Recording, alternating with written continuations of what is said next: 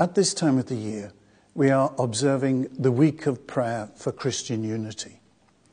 Now, the tradition of this week has gone on for quite a long time now. And sometimes people think, well, we're not getting very far, are we?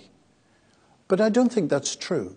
Certainly in my lifetime, there's been terrific changes in the way the different Christian churches relate to each other, work together, pray together, and struggle sometimes to understand each other fully. So this is an important motive for our prayer. What is it exactly? That we as the visible church should fulfill the prayer of Jesus that we all may be one.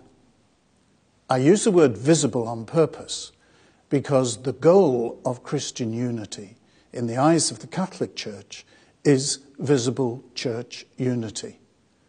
Now that, of course, raises the question of what do we mean by church? What do we mean by visible church? And in our Catholic tradition, that means that we share faith, that we share apostolic ministry, in other words, the ministry of bishop, priests, and deacons, and that we share sacraments, and that we share these common statements of faiths, the creed. Now, when that's the agenda, there is still a long way to go. Of course, we work more closely together. Of course, we do develop rightly a spiritual sense of unity, where we know that all baptized people are disciples of Jesus and called to that same fundamental life of a disciple. But we aim for something more. We aim that the visible way in which the church's life is expressed should embrace us all. That doesn't mean uniformity, but it does mean having, as it were, a common bone structure. And in that, the position of the Holy Father, of the Pope, is very crucial. That's why the role of the Pope is always central to the ways, the things we have to explore in this pathway of Christian unity.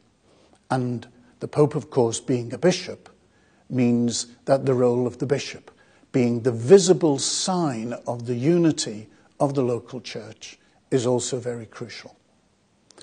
Not long ago, all the Anglican and Catholic bishops from the West Midlands met here together in this room. And we recognised that among us there were deep shared instincts about what it is to be a bishop.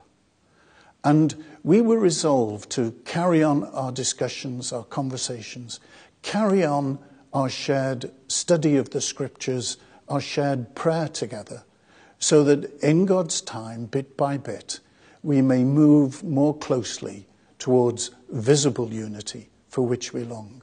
There are real difficulties, we all know that.